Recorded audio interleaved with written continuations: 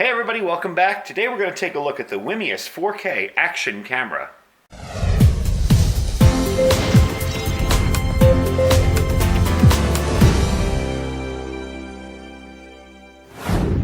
Alright, so I made it back from my week off. Had a great time.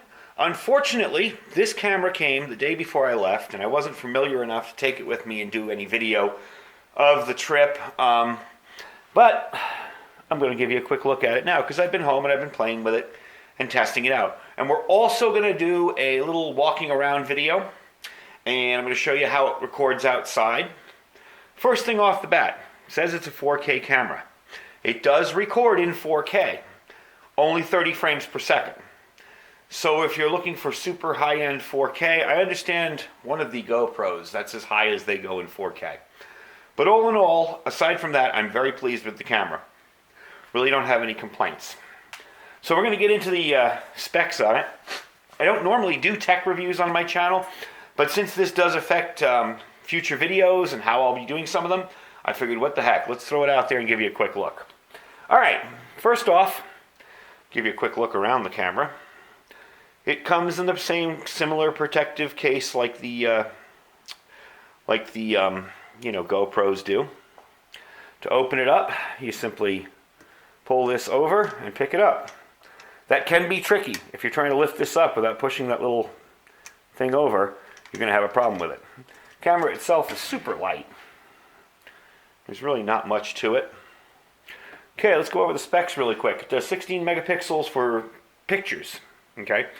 It does the 4K at 30 feet per second, 2.7K at 30 feet per second, 1080p at 60 or 30, and of course, anything below that.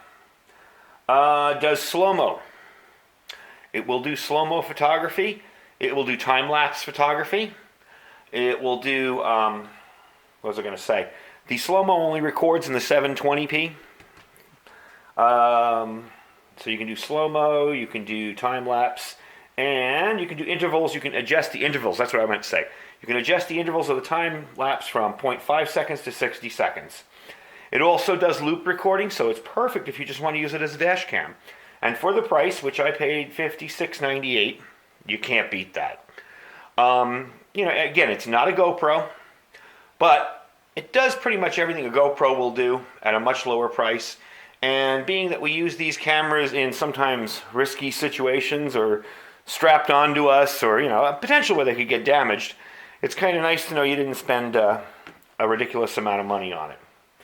The package includes, this camera, the case, storage bag and charging dock, and I'll bring the accessories out one by one here. Let's move that out of the way. You can plug it in. This is the charging dock for the batteries. The batteries are very tiny, and you can just plug it into a USB plug or that. Comes with the two batteries, which is really nice. There is a battery in here already. It actually comes total with 3 because my unit came with the battery. Battery door. Let's get that out of the way. If you can see here, there's a little push button thing here. Slider. You gotta slide that over. Get that in the camera. And then lift it up. That can be very difficult. What I did was I took a small screwdriver, like the type you repair eyeglasses with, stuck it in there, push this aside. Gosh, can't get it on camera. Push this aside and just lift up on the battery compartment. The batteries themselves slide right in. Not much to them, but it is really nice. You get 3 of them. Total record time on video. If you go in 1080p, you got 90 minutes. Takes about 3 hours to charge up the batteries. I recommend giving them top-off charges when you get them. I've topped everything off here. Now the fun part. This thing comes with a ton of accessories. Move this all out of the way here. I'm not even sure what some of these accessories are. There are handlebar mounts for it. There's an extra back cover. Let's see. We've got all these mounts for tripods and snap-in type stuff. There's a piece that comes with it, slides in on those rails. We've got all sorts of mounts. Lots of Velcro. Nice of them to provide it. I guess you would use that in some situations where you're Velcroing the camera onto something. Some extra double stick tape, I assume, for these bottoms here. and a little retention wire. Not quite sure what that's for. Probably if you're using a selfie stick or one of these mounts and you want to make sure this stays connected to that even if the mount fails. You got this guy right here, and this is what we're going to be using when we walk around later. This is one of those slide-in, clip-on things, okay? It just slides in and clips into place. A little clip. I'm just going to stick that on my shirt and snap the camera in, and we're going to take a walk with it. Got these two mounts here. Again, bunches of different mounts that mount into, I mean, again, I'm very new to action cameras. I'm not sure what they all do. I assume it's kind of a put-together build type thing where you can build whatever you want. Sort of like Legos with camera. But all in all, I mean, you can't beat that. To go out and buy all these accessories is a rather expensive proposition. And a nice little carrying case. I found out right away that all these accessories probably won't fit into this carrying case. So choose what accessories you want to take with you if you're going out, and leave it at that. Now there is one thing I forgot to tell you on this camera. This camera is Wi-Fi enabled. You can connect via Wi-Fi to your cell phone and use it as a remote monitor. To do that, let's turn the palette light on again. To do that, you'll hit the up button and you'll see the Wi-Fi signal on there. My phone will now start searching for it. Let's see, search. Search, search, search, search. There's WiMiUS. We're going to connect. Connected from my home, disconnected from my home network. And checking internet connection. We are now connected. You're going to download the WiMiUS app. And it's the WiMiUS Cam, Action Cam. That one there. And there you go. There's your current connection. That's what we want. And there you are. You are now connected. Okay? So wherever I move this,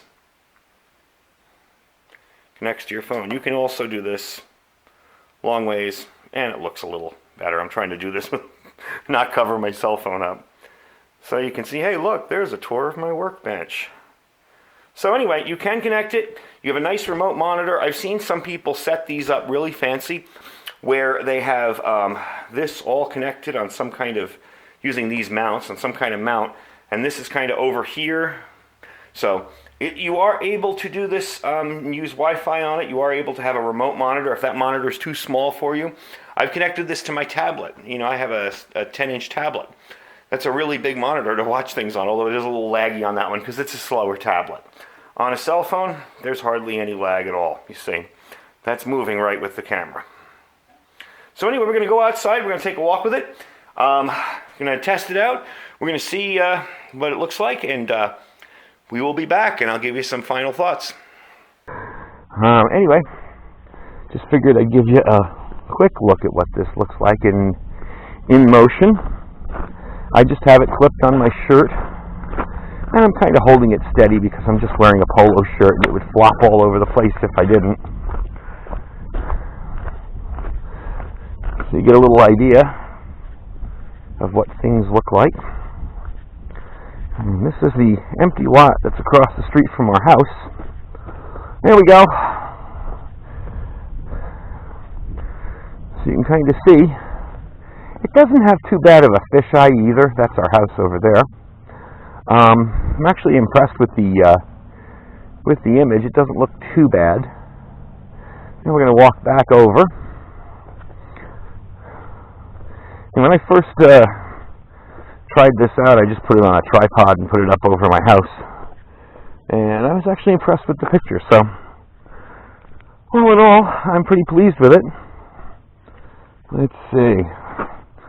Walking back into the house. And we'll close things up with a quick final review on everything. All right, so we're back inside. I hope you enjoyed the little walk around there. I'm going to go over the menu really quick because it can be a little confusing, and the manual is not that great. If I had one complaint, it would be I would like the manual to have a little more detail in it. To get into your settings mode, this is your mode button in front here. You're going to click that. It'll choose if you want to take pictures, if you want to do 720 in slow-mo, if you want to watch what's on your camera, which nothing's on here yet, and your settings mode. This is your camera setting. You use the top OK button, and you can go in there and adjust whatever you want. To move back and forth, you go up and down on the up and down side buttons.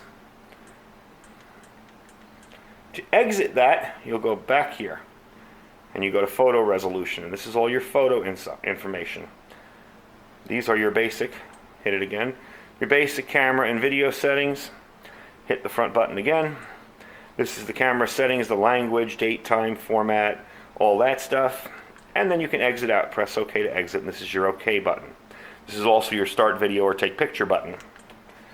So, that's pretty much it. I hope you enjoyed the review. You'll probably see some footage from this popping up in my videos in the future. Thanks for watching, and we will see you guys next time.